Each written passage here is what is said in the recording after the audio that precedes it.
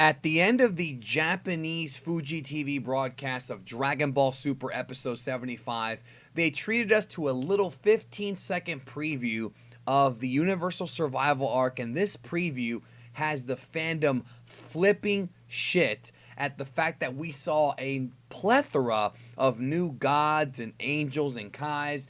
But the big one that everyone's talking about is this female Super Saiyan, which really looks like Broly. A lot of you guys have hit me up on social media. Yeah, let's just go ahead and talk about it. Greetings everyone, Cell here. Subscribe to this perfect channel and follow Geekdom on the social media platforms. That will be all. Now, the first thing I want to say is that we only have a very small sample of this character, literally like a few frames. It's like, God, like just a few seconds of the character. So I am going to keep this video short and sweet. A lot of people have been tweeting at me and commenting and asking about this female Broly. And first and foremost, I want to say that this is not the Universe 6 equivalent of Broly, because according to the main continuity of Dragon Ball, Broly does not exist. He's only a movie character. He's not in the anime or the manga. And Broly was not created by Akira Toriyama. I did an entire history of Broly video where I covered his entire life. I will link you guys to that video at the end of this one so you can check that out. And I covered the creation of the character and kind of his roots and where he came from. But I digress. Some people have been saying that maybe she is Broly's sister or something like that. I don't think that's the case either. However, one thing that is very possible and very plausible, and I'm going to go ahead and say it probably is likely, is that she is from planet Sadal, which is the Saiyan homeworld over in Universe 6. But remember, the universes are twin universes, but they're not identical, meaning that there are differences between the two universes. Because there is no planet Vegeta, then that means there is no alternate universe version of Goku or Vegeta or even Broly. Regardless of what you think about his canon, he cannot exist. She is a brand new character.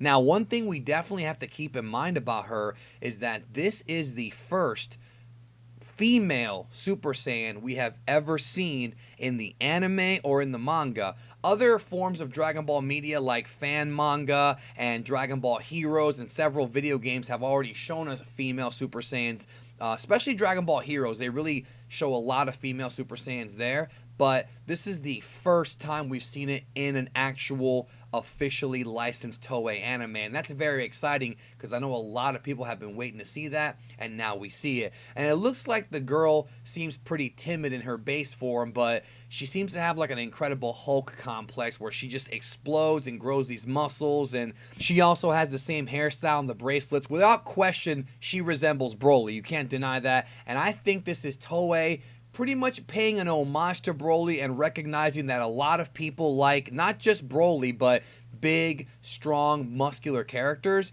They pretty much, in a weird way, semi-clickbaited this arc, but hey, Toei knows how to make money with Dragon Ball, and I know a lot of people who gave up on Super are probably going to come back. Now, another frequently asked question is the whole Legendary Super Saiyan. Now, that is an official transformation in the guidebooks, but that transformation's only in the movies. It's never in the manga anime. It's nowhere to be found. It's just part of that. Some folks are asking, is she the Legendary Super Saiyan of Universe 6?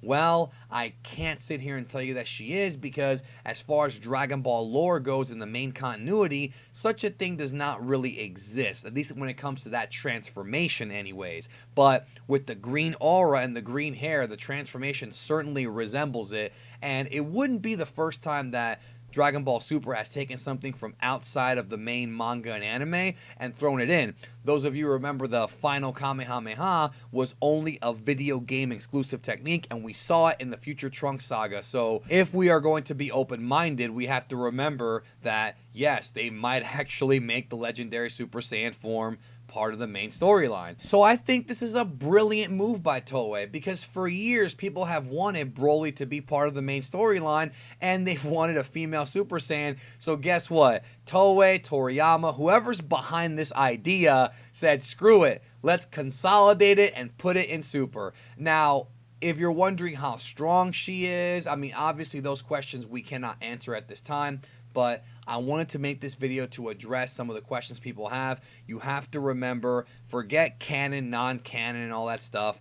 I'm guessing what they're doing here, and you're talking to a guy who's studied Dragon Ball for years, is that this character is going to have similar properties to Broly as far as looks and probably devastating power, but I don't think there's any relation with her and Broly. I think it's just an homage to the character Broly, who's really, really popular. Hope you enjoyed this video. Leave your comments down below as far as your thoughts on this character. I know some people have been really upset they're doing this in Super, but you have to remember, this is not Broly, okay? It's not Broly. It's some chick who looks a lot like Broly, all right? That's pretty much what it is, and I look forward to seeing what she looks like in the next arc in the coming weeks. So thank you so much for watching the video, and if you like this video, check out more videos that I've done about Broly. I've got several Broly videos that I've done on my channel examining the character and discussions, including the history of Broly.